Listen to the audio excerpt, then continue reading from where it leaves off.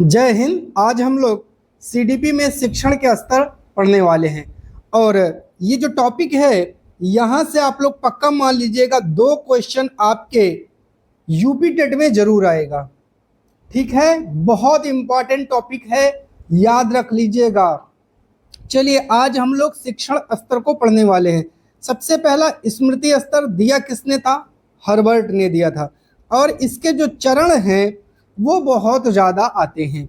तो स्मृति स्तर का चरण क्या है? तो सबसे पहले प्रस्तावना है, फिर प्रस्तुतिकरण है, फिर तुलना है, फिर सामान्यीकरण है, फिर अनुप्रयोग है। हम कैसे याद करें? इसको पी, इसको पी, इसको टी, इसको एस, इसको A. PP T S A, PP T S A, ऐसे ही याद कर लो। पीपीटी सा, पीपीटी सा, ट्रिक बन गई। पीपीटी सा, पीपीटी सा।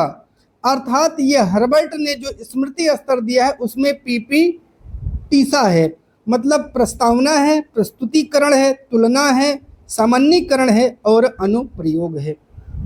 ठीक है, अब इसके बारे में डिटेल से आपसे नहीं पूछेगा, डिटेल से आपसे सुपर टेट में पूछेगा। जब आपकी सुपर टेट की क्लास चलेगी तो वहां आपको डिटेल में पढ़ाया जाएगा, यहाँ सिर्फ इतना ही पूछता है। ठीक है, चलिए अगला है साथियों, बोध स्तर मॉरिसन ने दिया था।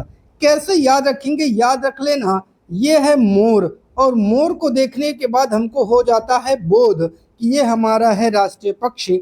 आपको याद रहेगा साथियों कि बोध स्तर मॉरिसन ने दिया है। इसके चरण कौन कौन से हैं? सबसे पहला चरण है खोज, फिर है प्रस्तुतिकरण। खोज का मतलब जैसे कोई समस्या है उसको खोज करना है। ठीक है, फिर उसका प्रस्तुतिकरण, उसको प्रस्तुत कैसे करना है। फिर समावेशन, उससे संबंधित चीज़ों को एक ही चीज़ में समावेशित करना है। फिर संगठन बनाना, कई छोटे छोटे बिंदुओं का एक संगठन बनाना, और लास्ट में अभिव्यक्तिकरण करना, अर्थात उसको अभिव्यक्त करना। बात को समझिए, जैसे हमने कहा खोज, खोज का मतलब हमने कहा चलिए आपको भाषण देना है, चलिए भाषण देना है स्कूल पर। किस पर? स्कूल पर। तो सबसे पहले आप स्कूल के बारे में जानकारी खोज करेंगे, फिर उसका प्रस्तुतिकरण बनाएंगे, फिर उसमें कई चीज़ों का समावेशन करेंगे, लाइब्रेरी का, स्कूल मैदान का, अन्य चीज़ों का। फिर और कई संगठन उसमें बनाएंगे कि स्कूल में क्या सुविधाएं हैं, क्या असुविधाएं हैं, क्या चीज़ें ठीक हैं, क्या ठीक नहीं, कौन से टीचर हैं, सब अलग अलग संगठन बनाएंगे। और लास्ट में उसका मंच पर जा करके आप क्या करते हैं? अभिव्यक्तिकरण कर देते हैं, या अपने एग्जाम में अभिव्यक्तिकरण कर देते हैं। अगला है चिंतन स्तर साथियों। चिंतन स्तर मॉरिस पी हंट ने दिया है। किसने दिया है? मॉरिस पी हंट ने दिया है। और इसमें चरण कौन कौन से हैं? एक तो है, पहला है समस्या की पूरी जानकारी, जैसे जो भी समस्या है उसके बारे में आपको पूरी जानकारी होनी चाहिए। फिर संकल्पना निर्माण, उससे संबंधित चीज़ों की संकल्पना बनानी होगी कि इसका समाधान कैसे किया जाए। फिर आंकड़े इकट्ठा करना, फिर आपको आंकड़े जुटाना है, अच्छा इस चीज़ को ऐसे करना है, इस चीज़ को ऐसे करना है, इस चीज़ को ऐसे करना है। और फिर संकल्पना का परीक्षण और निष्कर्ष, उसका परीक्षण करेंगे कि क्या ये सही है, और लास्ट में निष्कर्ष निकलेगा। अब मैं इसको आपको समझाता हूँ। जैसे मान लीजिए मैं आपको समझाता हूँ, आपको बनाना है साथियों मकान। क्या बनाना है? मकान।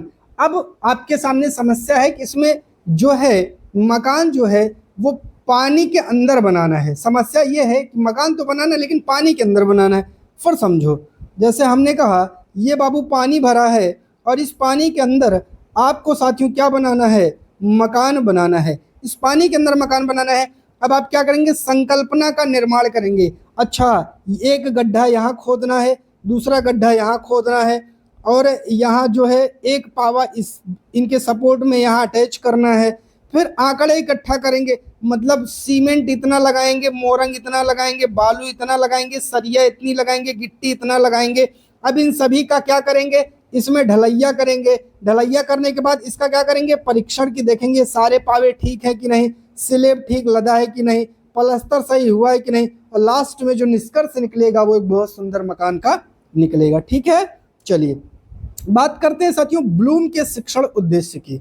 ब्लूम ने शिक्षक के उद्देश्यों का एक वर्गीकरण प्रस्तुत किया जिसे हम ब्लूम की टैक्सोनॉमी डोमेन या क्षेत्र कहते हैं। स्टार लगा लेना बहुत इंपॉर्टेंट है। इसका प्रकाशन ब्लूम ने अपनी पुस्तक ए टैक्सोनॉमी ऑफ एजुकेशनल ऑब्जेक्टिव में किया है और इसका जो 3 क्षेत्र है वो इंपॉर्टेंट है और ये बुक बहुत इंपॉर्टेंट है। पहला है इनका संज्ञानात्मक क्षेत्र 1956 में दिया है।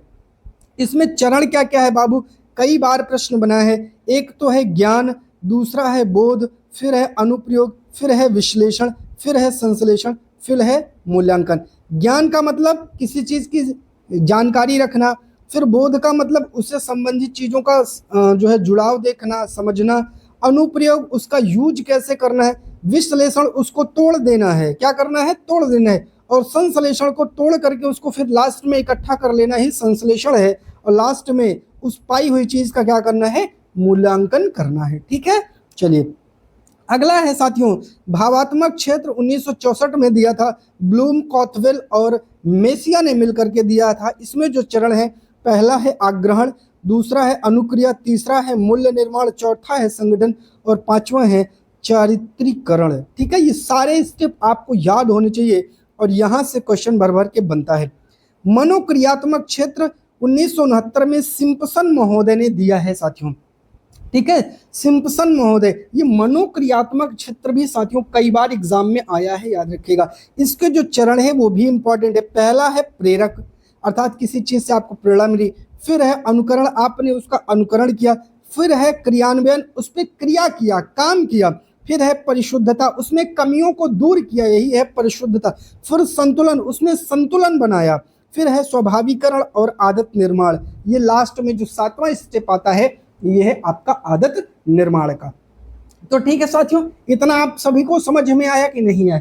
यहाँ पे जो चीजें हमने आपको बताई, यहाँ पे याद रखिएगा एग्जाम में सिर्फ आपसे फैक्ट के हिसाब से क्वेश्चन पूछे जाते हैं, डिटेल में आपसे कोई नहीं पूछे जाते। बस चरण दे देगा और कहेगा कि किससे संबंधित चरण है या किसका चरण इसमें से नहीं है। तो आप सभी को याद रखना होगा।